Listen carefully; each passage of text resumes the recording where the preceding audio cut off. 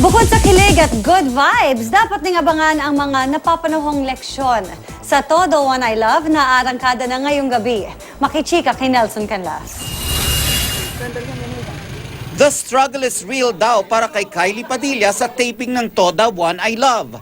Nasanay daw siya sa mga drama at kaunting aksyon, pero nang tanggapin niya ang kanyang role sa comedy series, nahirapan daw siya hindi sa mga action sequences, kundi sa pagpigil sa sarili na matawa sa mga eksena.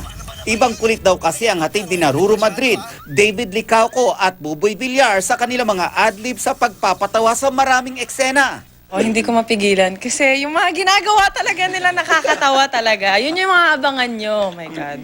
Feeling ko mauuli yun sa camera. Battle of sexiness din daw ito para kina Ruru at David.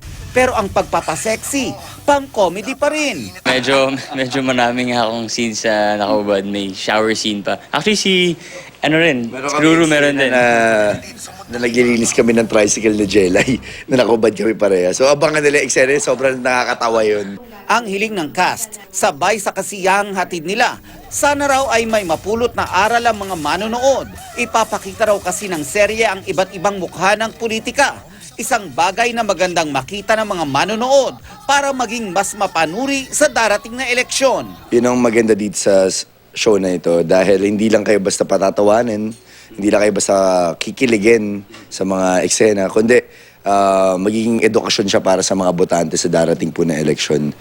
Nelson Canlas, updated sa Showbiz Happenings.